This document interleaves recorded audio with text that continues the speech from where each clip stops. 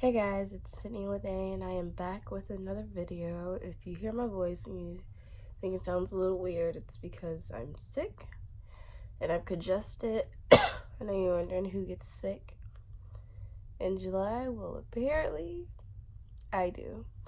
Today's video is going to be about like my 2019 so far and just like things I've dealt with and people I've dealt with and things I've been going through and everything. So yeah, 2019 is easily probably one of the worst years of my life. Am I crooked? I feel like I'm crooked.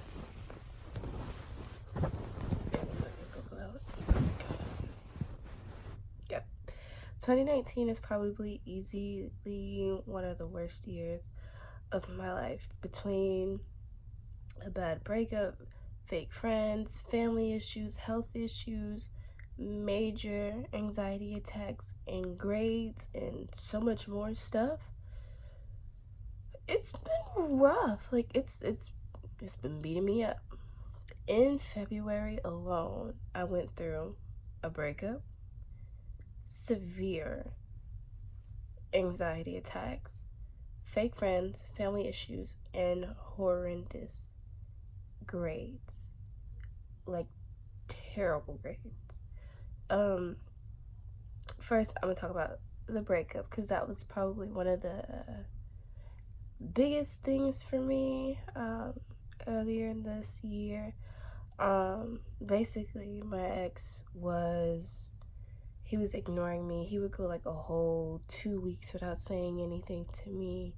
Like he went 2 weeks one time and then a week another time, and then like there'd be like days off and on, and I'd be like, well, you know, he's texted me 3 times today, that's really good. And I was like, how pathetic does that sound? That it's like, oh, it's pretty good, he texted me 3 times today. Like it was just really sad. And like I also found out he was cheating, and it wasn't like how most people find out that, you know, their partner was cheating. I literally had a dream 3 nights in a row that he was cheating. It would be a different dream, but he was always cheating on me. And I was like, that's God telling me that he's cheating, because 3 nights in a row and it's the same thing.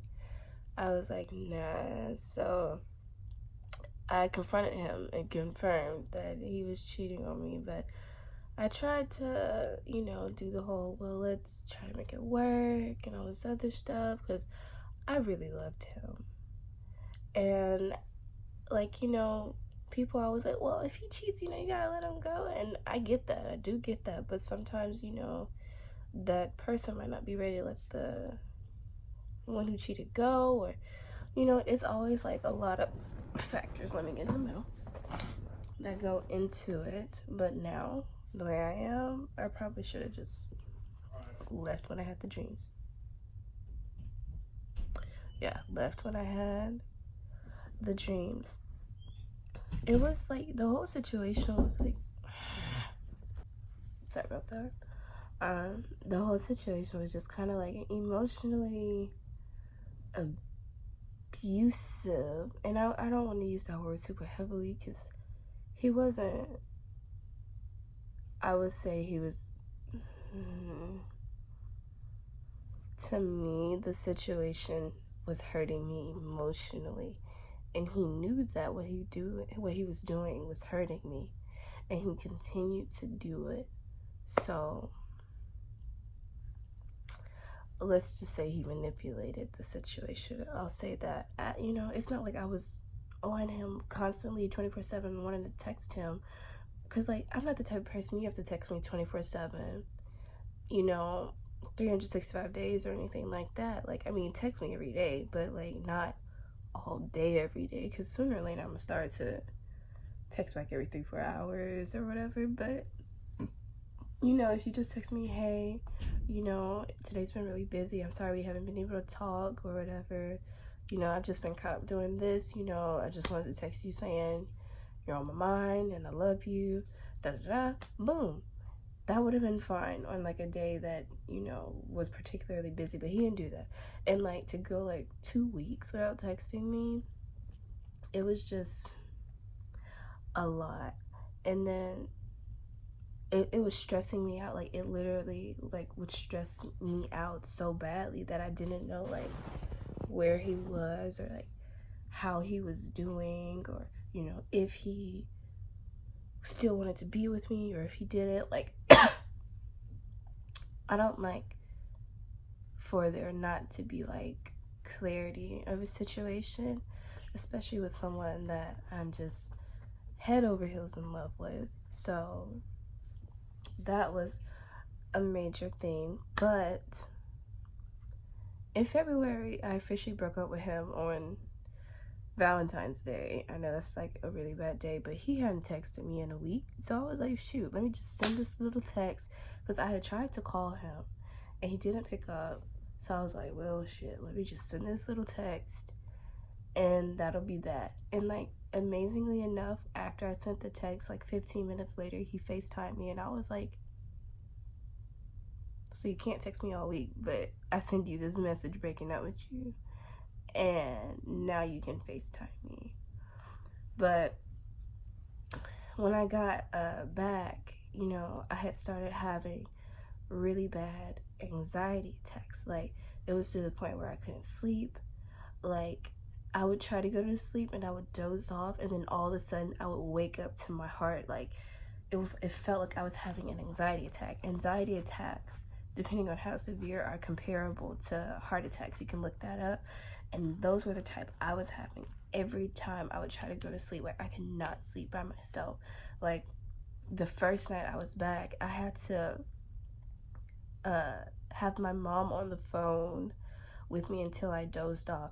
And that was while I was taking melatonin. And if you've ever taken melatonin, you know that is nothing to play with. It's like, it's a I don't want to say it's a vitamin, but it's a natural sleep supplement type thingy that helps you fall asleep. And you already produce it in your brain, so it's not like it's some drug or anything. And when I tell you I wasn't going to sleep after that, and like I still needed my mom on the phone, it was just rough. And so one night I had called my ex and I was like, look, you know, I'm having a really hard time sleeping, and I'm sorry to, you know, call you like this. And I was really losing my mind that night because I could not sleep. And I was like, can I just stay with you for a couple of days or whatever, so I can get it together because I can't sleep? And he was really nice. He was nicer than I expected. I mean, not really nicer than what I expected, because the breakup we had was very civil and everything. Like it didn't, like, we didn't yell at each other or anything. Or so he let me stay with him, and I ended up staying with him for about a good like 2 weeks. And when I stayed with him, I could fall asleep. You know, I wasn't having quite as many anxiety attacks when I would go to class. Like my anxiety attacks were so often, it would happen when I would try to go to sleep. Every time I went to class, like there were times I had to FaceTime one of my friends and like met her in the student center, and I was freaking out and crying, and I was like, I don't know why I can't go to class. Like I don't know why this. Like I've been going to class for however long, and now I can't. Like it was just freaking me out. Like I didn't realize what I was having at the time were anxiety attacks. I just thought there was something wrong with my heart. And I was like, I don't know what's wrong with my heart. I just can't do it. Like I can't sit still. I can't do any of it. It was really freaking me out. But when I was staying with him, I wasn't having as many anxiety attacks. I would still have some, but I wasn't having as many. And like it was just weird. And I started like there was one time it was so bad, like I had to miss a whole week of school because my nerves were that shot. I was having that many anxiety attacks. I was like, Mom and Dad, if you guys do not come get me now, I don't know what I'm gonna do. I'm losing my mind and I cannot be here right now. Like it was really, really bad for me. And you know, on top of that, within like the first week of me after my week off, I break my foot. And I was like, I remember the day it happened. I was coming out of Louder, and I had slipped on some sawdust because they were constructing. Now that I think about it, I should have sued and got that tuition taken care of, but I wasn't thinking. I was in pain at the time. And I slipped, and I heard like this, my ankle went like, pow! And it made like a loud crack sound, and everybody was like, oh, are you okay? And I was like, yeah, I'm fine. You know, my pride was a little hurt, so I was just like, yeah. And my adrenaline was rushing, so I was like, you know what? You're good. And then when I started to walk a little more, I was like, shit hurts. This hurts. I need help. And at first, I called my ex again, and you guys are probably like, why is she calling her ex? At this point in time, I had stopped being friends with my group of girlfriends that I usually hung out with, because I'm gonna get to that later. But I had called my ex. He didn't pick up. I wasn't truly surprised, so I called my friend. I'm not gonna name him. And I called him while I was walking over to my dorm, and I teared up, and I was like, can you just take me to the med clinic? You know, he was like, okay, let me go get my truck. And while he was going to go get his truck, I called my mom, and like, I don't know what it is, but I just started crying. I was like, this is just so much happening at once. My grades are terrible. I'm having problems with my friends. I'm not even friends with them anymore. I just went through a breakup, and I'm having these anxiety attacks. And it was just like the straw that broke the camel's back. Like, for the life of me, I couldn't stop crying for like a good 5-10 minutes straight.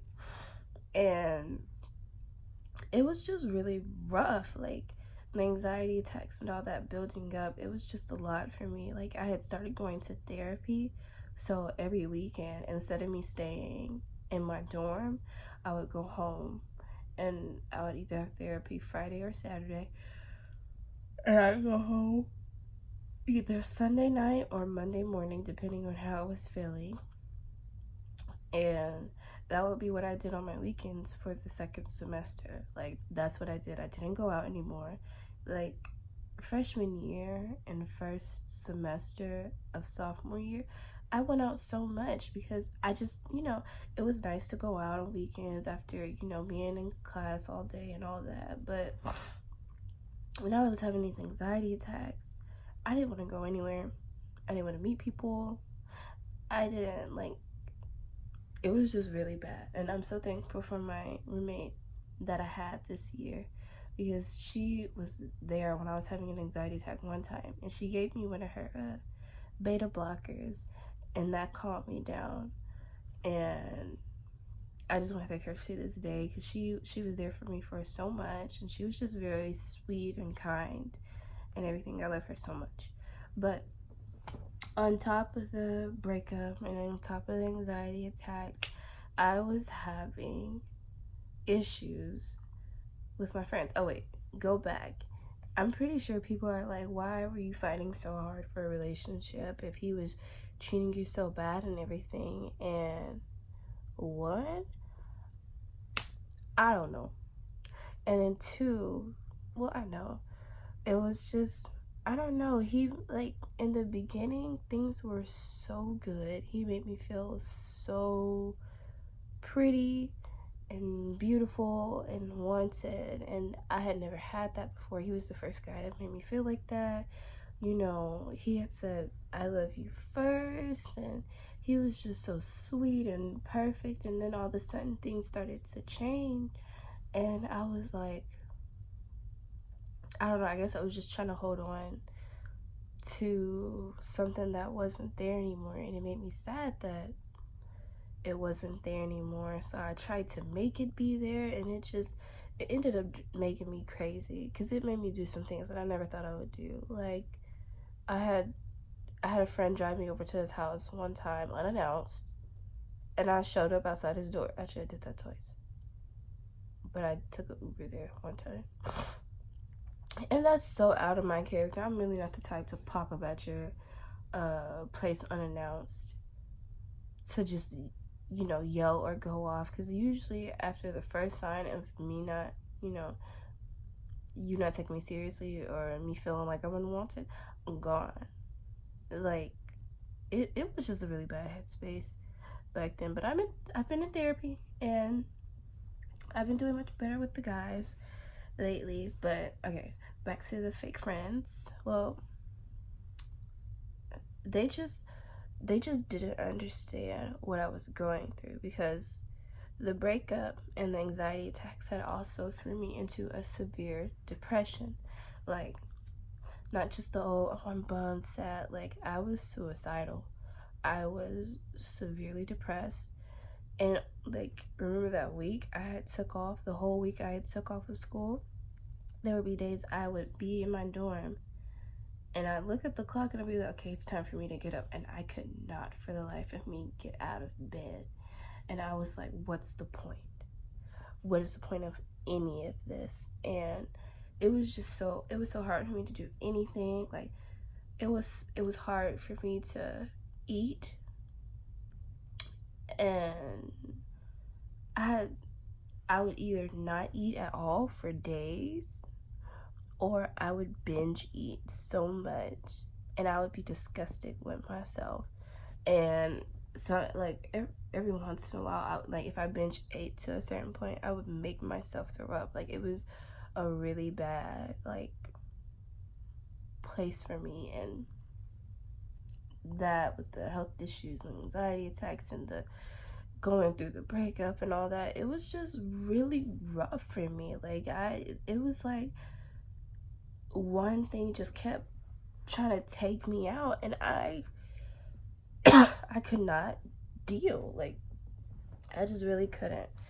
And with my friends, they didn't understand what I was going through, because I was distancing myself. Because something that I do that I'm trying to get out of, when I'm dealing with something, I'll like distance myself to try to cope, and then when I'm ready to talk about it, I'll just, talk about it and then try to go on like I didn't say anything. And I'm trying to deal with it better.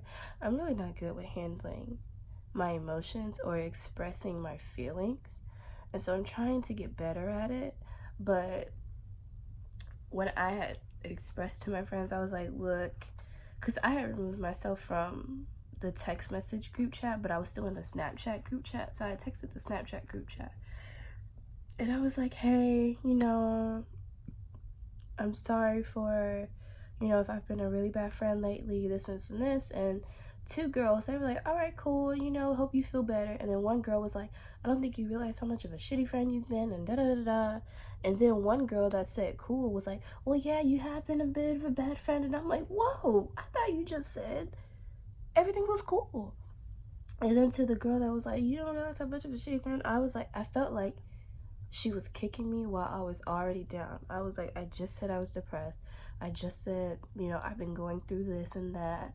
Why are you adding so much stuff right now? Like, she could have handled it so much better. I felt like she could have handled it differently.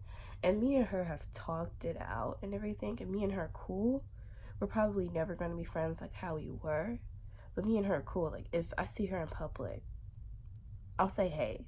Like, me and her had lunch one time, and it's been cool. But the other two girls I haven't talked to, I probably don't plan on talking to, because they haven't tried to talk to me. And I was like, what the fuck? And like, it was just I was having a hard time. And on top of that, like, it just felt like I was always the odd man out with that group. Sometimes it was like, and it's really weird sometimes, because without me, that group wouldn't have been a thing. So it's just really funny seeing how it all plays out. But hey, if that's how God wanted it to play out, that's how God wanted it to play out. I'm sad that that's how it happened. Because, we did have some fun times, but we just had so many issues. It was like almost every month we were having this big talk about something. And sometimes I felt like she was making stuff a competition, and she felt like I was making stuff a competition. I was like, how am I making stuff a competition? I got this and this and this going on. I don't have time to be worried. But then again, I could see how she would think that, but that wasn't the case. It was just misinterpreted. And it would be like little things we did would just get on each other's nerves. So in February, we just like stopped being friends. And that was the same time I had my breakup and my official breakup. Because because I broke up with Rex in January, but I officially broke up with him in February, even though I stayed with him sometimes. So, yeah. And then on top of that, I was having family issues. My family didn't understand everything I was going through.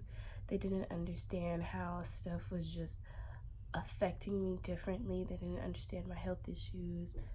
At first, my dad thought I was overreacting, and I was like, no, I'm not overreacting. I really feel like I'm about to die. Like, and you know, it wasn't until like I had texted my mom, like, I need you to come get me. I'm not good. I'm not all right. I'm not in a good headspace, and if you don't come get me, I'm gonna be scared of what I do. It wasn't until then, like, they kind of like, oh, she's not okay, you know, like, I don't know. And then an estranged relative came back into town and lived with my family, and it just kind of, I don't know, it just kind of put me on edge sometimes, because, you know, it's always something with this relative, and, you know, I want a better relationship with this relative, but it's just, they make it hard sometimes.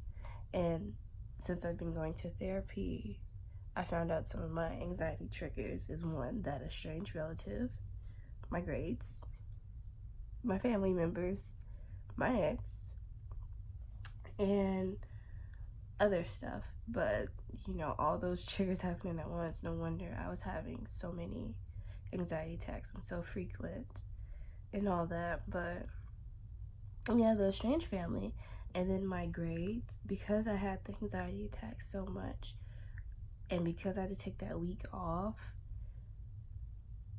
it really set me behind, because apparently all the professors said, all right, we're gonna do all this supportive shit this week while Sydney's gone. That's what it felt like. I was like, I can't catch up.